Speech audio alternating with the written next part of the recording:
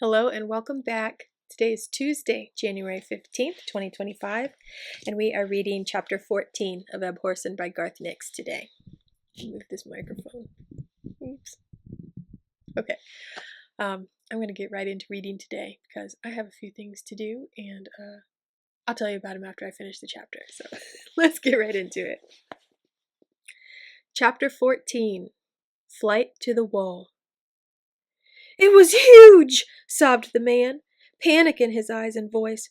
"Bigger than a horse, with wings! Wings that blocked the sky! And it had a man in its claws, dangling! Horrible! Horrible! The screeching! You must have heard the screeching!" The other members of the small band of travelers nodded, many of them looking up into the fading light of the evening sky. "And something else was flying with it," whispered the man. "A dog! A dog with wings!" His listeners exchanged glances of disbelief. A giant owl they could accept, after the screeching they'd heard. This was the borderlands, after all, and in troubled times. Many things they had thought never to see had walked the earth in the last few days. But a winged dog? "We'd best move along," said the leader, a tough-looking woman who bore the charter mark on her forehead. She sniffed the air and added, "There's something odd about, all right. We'll go on to the hog rest, unless anyone has a better idea. Somebody help Elif, too. Give him some wine." Quickly, the travelers broke their camp and unhobbled their horses. Soon they were headed north, with the unfortunate Elif swigging from a wineskin as if it were water. South of the travelers, Lirael flew with gradually slowing wing beats. It was much, much harder to fly as a 20-times-sized barking owl than it was a normal one, particularly carrying Sam, Mogget, and both packs. Sam had helped along the way by casting charter marks of strength and endurance into her, but a large part of the sustaining magic had been absorbed by the charter skin itself. "I have to sit down," she called to the disreputable dog, who was flying behind her, as pain coursed through her wings again. She picked a clear glade amongst the mass of trees and started to glide in for a landing. Then she suddenly saw their destination. There, beyond the forest, a long gray line snaking along the crest of a low hill, going from east to west as far as she could see. The wall that separated the Old Kingdom from Ancestire. And on the far side of the wall, darkness, the full dark near midnight of an Ancestire in early spring, spreading up to the wall, where it suddenly met the warmth of an Old Kingdom summer evening. It gave Lirael an instant headache, her owl eyes unable to adjust to the contradiction, sunset here and night over there. But there was the wall, and buoyed up by the siding, she forgot her pain and the intended landing site. With a push of her wings, she lofted up again, heading straight for the wall, a triumphant screech splitting the night. "Don't try to cross!" Sam called urgently from below as he swung in the makeshift harness of sword baldricks and pack straps that was held tight by her claws. "We have to land on this side, remember?" Lirael heard him, recalled his warnings about the perimeter on the Ancestire side, and dropped one wing. Immediately, this became a diving turn, followed by frenzied flapping as Lirael realized she'd misjudged their airspeed and was about to plow Sam, Mogget, and herself into the ground at a painful velocity. The flapping worked, after a fashion.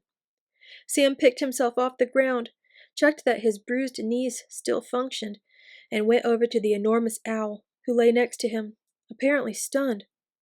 "Are you all right?" he asked anxiously, uncertain how he could check. "How did you feel an owl's pulse, particularly an owl that was 20 feet long?"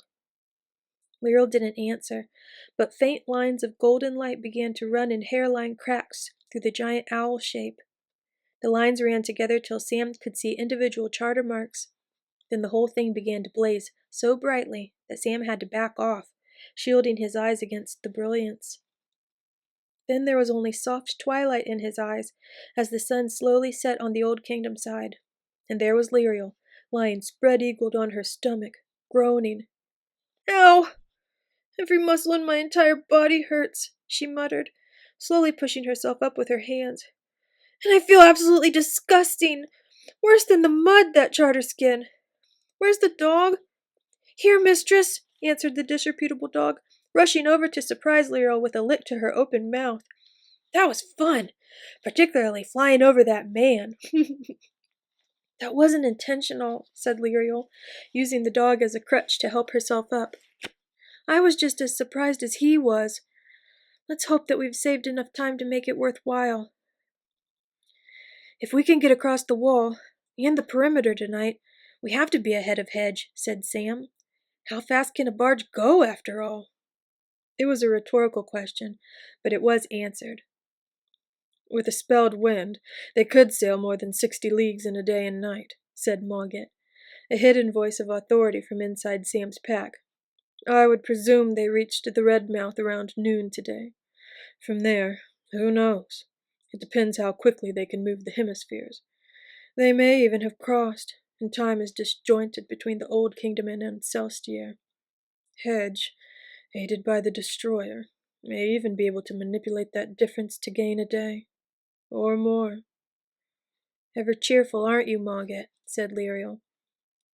She actually felt surprisingly cheerful herself, and not as tired as she'd thought she was. She felt quietly proud that the giant owl Charterskin had worked, and she was sure that they had got ahead of Hedge and his barges. I suppose we should push on, she said. Better not to count her apples before the tree grew. Sam, I hadn't actually thought of this, but how will we get into Ancelstier? How do we get across the wall? The wall is the easy part, replied Sam. There are lots of old gates. They'll be locked and warded, except for the one at the current crossing point, but I think I can open them. I'm sure you can, said Lirael encouragingly. The perimeter is more difficult in some ways. They shoot on sight over there, though most of the troops are around the crossing point, so there will only be a chance of a patrol this far west. To be on the safe side, I was thinking we might take on the semblance of an officer and a sergeant from the crossing point scouts. You can be the sergeant, with a head wound, so you can't talk and get us into trouble. They might believe that, enough not to shoot us straight away. What about the dog and Mogget? Asked Lirael. Mogget can stay in my pack, said Sam.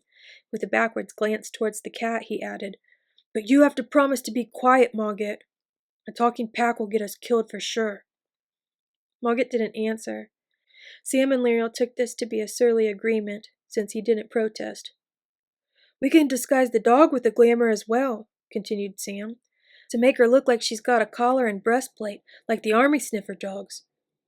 What do they sniff? Asked the disreputable dog with interest. Oh, bombs and other, exploding devices, like the blasting marks we use, only made from chemicals, not magic, explained Sam.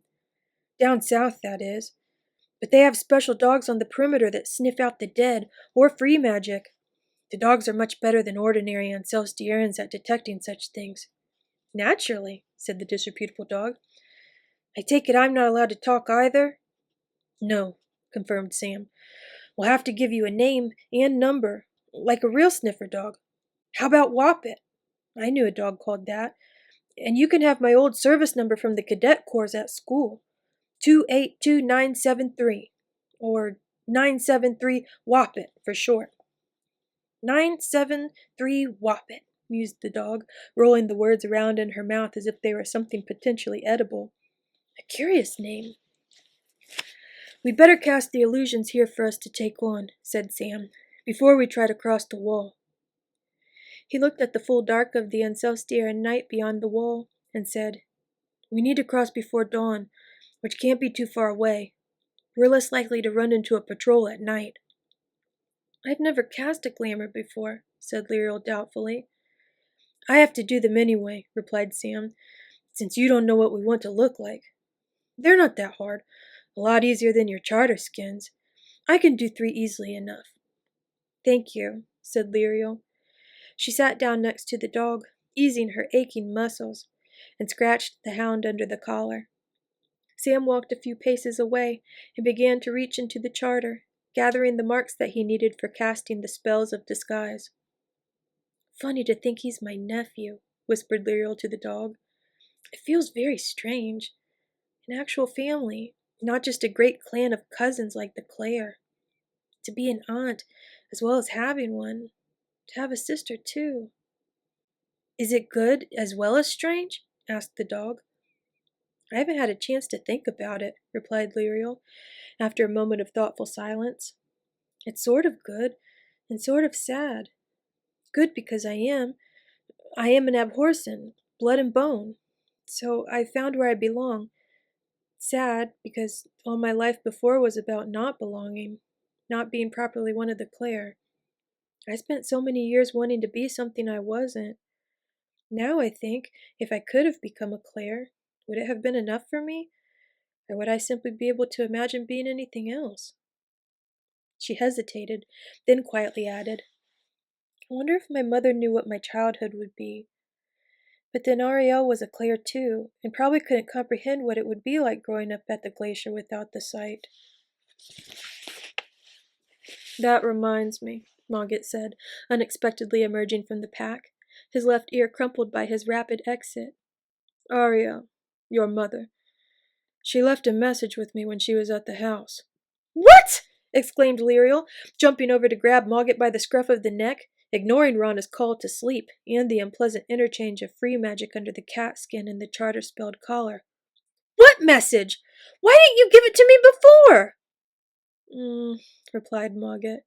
He pulled himself free, catching his collar against Lirael's hand. She let go just before he could slip out of the leather band, and Rana's warning chime made the cat stop wriggling. "If you listen, I'll tell you." "Mogget!" growled the dog, stalking over to breathe in the cat's face. "Ariel saw me with you near the wall," said Mogget quickly. "She was sitting in her paper wing, and I was handing her a package. I had a different form in those days, you understand. In fact, I probably wouldn't have remembered this if I hadn't taken that shape again after my forced conversation under the house. It's funny how in man shape I remember things differently.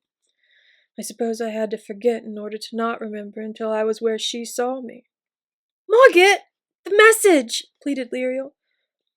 Mogget nodded and licked his mouth. Clearly he would proceed only in his own time. "I handed her the package," he continued. "She was looking into the mist above the waterfall.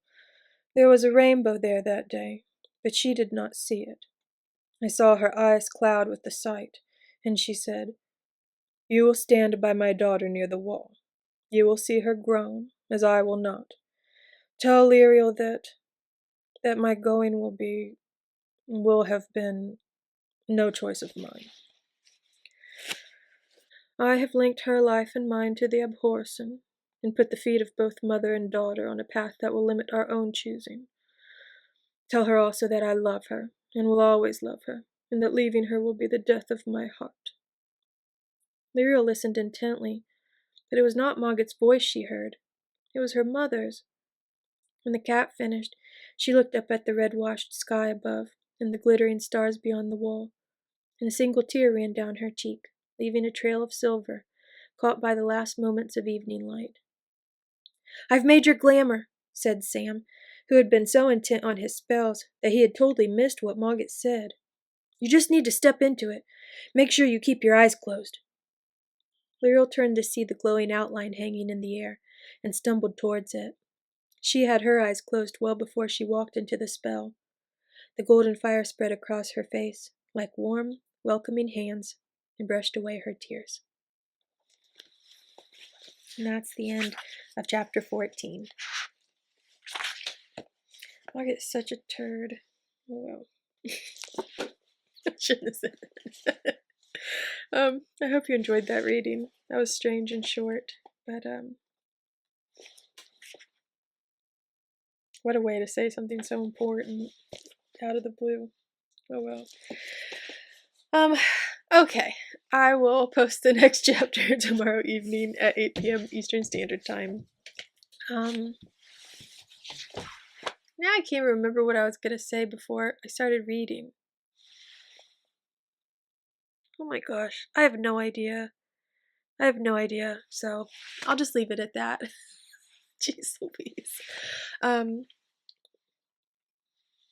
Let's see. I have no idea. Okay. I'll just see you tomorrow. have a great evening. I'm so discombobulated. Have a great evening. Take care. And as always, may your magic manifest. Bye. This is not a good ending.